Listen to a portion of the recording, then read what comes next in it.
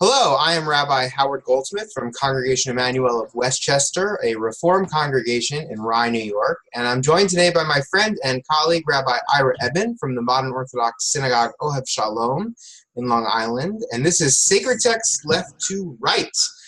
We've got a great text today, a great set of texts today based on our Torah portion, Mishpatim. Ira, introduce us. Thanks, Howie. So what we have here is the opening verse in this week's portion. These are the laws or the rules that you set before them. So what we're going to tackle today is exactly what is this mishpatim, what are these laws and how it relates to us, both from Reform and an Orthodox perspective. We'll open with Rashi. Rashi has two opening Rashis that I want to share with you today. The first is, it says, these are the judgments, and it says the word judgment is coming to add it's coming to add on the previous, what we just read in last week's portion, which was the scene of Matan Torah, of standing at Mount Sinai and receiving the Torah. And Rashi says, Ma'ar Rishonim miSinai, Af Elu miSinai. Just as these came from Mount Sinai, so too these come from Mount Sinai. Just as the Ten Commandments came from Mount Sinai, what Rashi is telling us is that all of the Torah, including all the intricacies and the laws and the details and the statutes of laws that we're about to tackle in this week's portion and all the rest of the Torah, it all comes from Mount Sinai. That's the first Rashi. The second Rashi tells us something very powerful and I think very beautiful. He tells us that God says to Moshe, and I'll just paraphrase, don't assume that you could just tell them the laws. There's all these laws that you'll have, 613 commandments. Don't just list them and review it to them 2 or 3 times. Rather, you should trouble yourself to teach them the reasoning and the explanation behind it, and you should place it before them that these laws should be understood and appreciated with the explanation and the details, as well as studied like a set table that is prepared for people to eat. And actually, this is the phrase, this term, Shulchan Aruch, like a set table, that's actually the terminology that we use for the 4 volumes of the Code of Jewish Law. The Code of Jewish Law gives us an explanation and appreciation of all of the details of the mitzvot, of the 613 commandments, and how we live our lives. Now, what we wanted to do today, I thought would be fascinating, I hope, is that we get a chance to sort of study a little bit, or again, have a discussion, appreciate the distinction between the Reform movement and the Orthodox movement, and how we see the laws and the details of the laws. And we joke around here that we call this class, this discussion, heathens and fanatics, right? So we have the Reform perspective and we have the Orthodox perspective.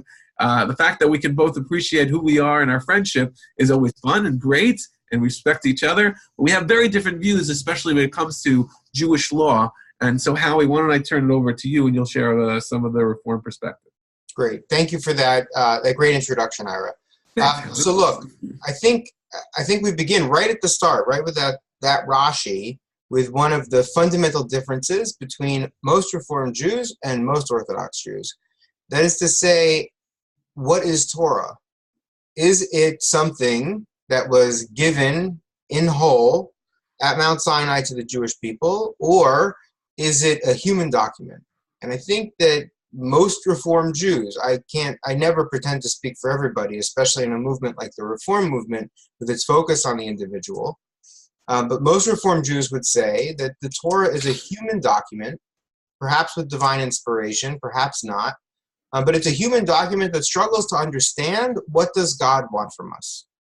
But with human authorship and human creation, but it's a human creation, again, struggling to understand what does God want from us. And for me, I've always understood Torah to be holy because it records that struggle, a struggle that I face in my life and that I take very seriously in my life, trying to understand how can I live in a holy way. And I look to the Torah not necessarily as a book of instructions, though it has some of those to be sure, but more as my ancestors trying to understand for themselves, in their world, in their context, how can we live a holy way?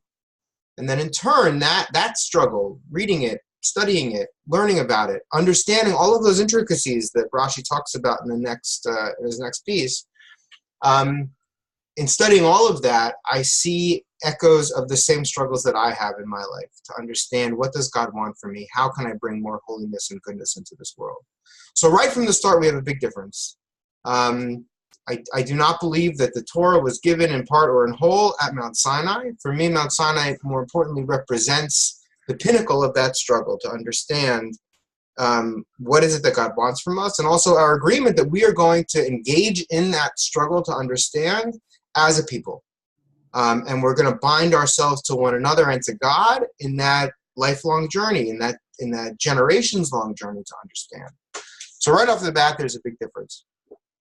Why don't you respond to that first, and then we can go back and talk about the laws. Right. So absolutely, I think it's a big difference. I think the goal is the same, which is that obviously we want to bring godliness into this world and godliness into our lives, but the means is very different. And the reason why the means are very different is because I believe that as a fanatic, and contrast to your heathenism. So I believe that what happened at Mount Sinai is divine, and therefore that when we're looking at the Torah, this 3,300-year-old book, it is a book that is written and dictated by the mouth of God. Zota Torah Moshe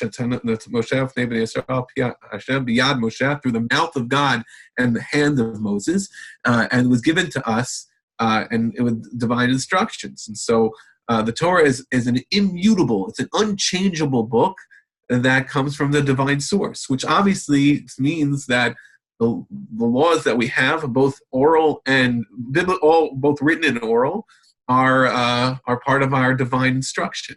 And so I answer to a higher authority. Yes, I struggle with how to do this and the best way to approach it, but at the end of the day, I understand and recognize and appreciate that this comes from the Word of God, and therefore it's my responsibility to upkeep it and then bring godliness into my life and into the world through the law itself. So these are major distinctions between the Orthodox and the Reformed view. Right. Yes. The second piece of Rashi, saying that it's not just enough to do the law, but you also need to study the reasons and understand it, and that by understanding the reasoning and understanding all of the details and the significance of each mitzvah, that I think we're not going to disagree on much. We will disagree probably on whether or not every Jew must follow each mitzvah. That we'll disagree on.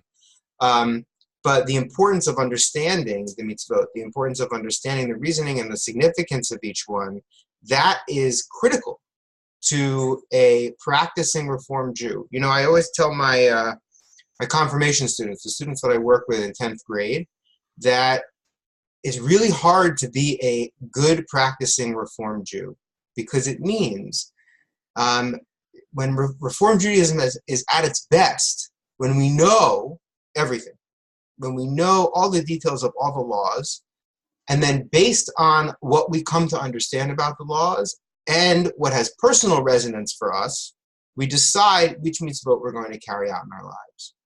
I don't know how you do that. How do you say, from your perspective, I agree with you. It's much harder, we've had this conversation before, it's much harder to be a I'm going to say non-believer, right? So don't believe in the Torah as divine, because then you could say, okay, I'll do this and I'll do that, and that's up to you. Here, I don't have these choices. I have a structure that tells me that this is what God expects from me, and that's my responsibility. And so picking and choosing is not something that's in my vocabulary. I'll make one distinction though. There's a whole discussion, a whole genre of literature in regards to rabbinic literature on what we call ta'amei hamitzvot, which are the reasons for the commandments, right? The Rambam wrote one, the Ramban, others, the Sefer HaChinuch, the Book of Education, all go through the ta'amei hamitzvot, the reasons for commandments, and there's a discussion whether or not that's appropriate. And the reason being is because at the end of the day, we don't choose a mitzvah because of the fact that I relate to it.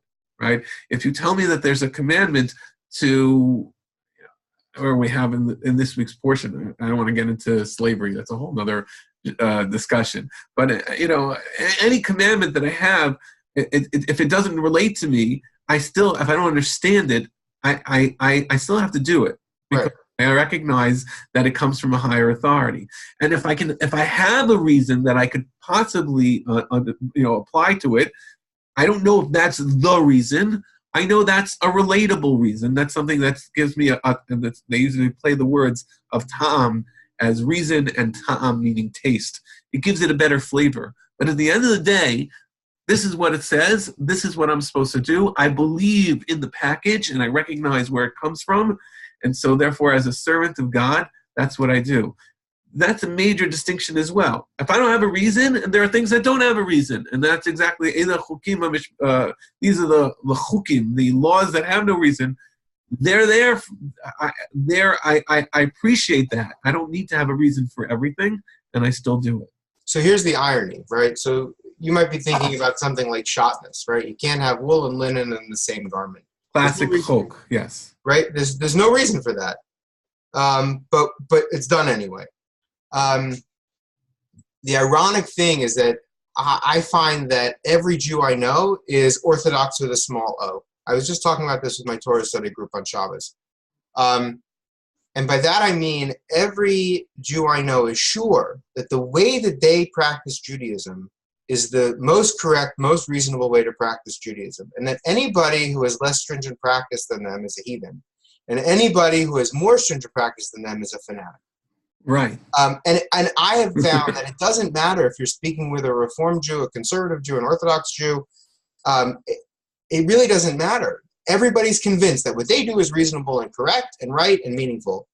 And anybody on either side of them on the ideological spectrum is crazy, one way or another. I'm not sure I fully disagree, but okay. I fully agree. Not sure you fully disagree. Not sure I fully agree or disagree. Okay. Look, it's not a fully thing. It's right here. That's a psychological thing. That's not a Jewish thing. That's a psychological thing. I think it's a psychological thing that's unique to the Jews. I don't know. Maybe for another discussion. I think whatever. I mean, I have convictions. Therefore, I believe that my convictions, so that I believe a modern Orthodox lifestyle is ideal. That's what that's what I teach my children. That's what I preach, and that's what I believe in. I don't necessarily. That's because you have convictions. There are people. Everybody. These are the words of God, and therefore, people who are following in different manners, that's their way, and all that. I don't believe that I have a hold on the right on the key to God's heart, so to speak. But I have convictions. I believe this is ideal. But yeah, sure. No, I don't say that to be really. Actually, I don't say that to be dismissive. It's like my grandmother, who grew up in an Orthodox home in Germany and then died as a Reformed Jew in America. She always said every Jew has their own Shulchan Aruch. Every Jew, in the end, has their own way of practicing. It's a very wise way to say. Yeah, she was. She was she was wonderful. Just a wonderful woman. So in any event, to a certain extent, the second Rashi, I agree with.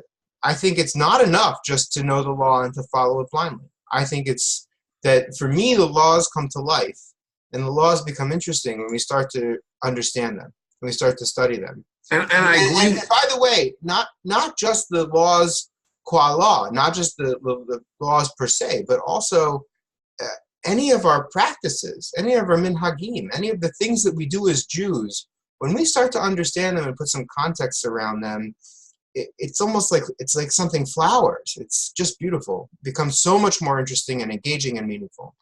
And I agree with you, but I think that the two Rashis need to go together. And from my perspective, is that the first Rashi, which says that this all comes from Sinai, and we're finding reasons and we're having an appreciation of the set table as it's described, the Shulchan Aruch. All that is great, but at the same time, you got to recognize where it all still comes from. The original source is divine, which means you appreciate the reason, you don't appreciate the reason. At the end of the day, I recognize that these are the laws that came from outside.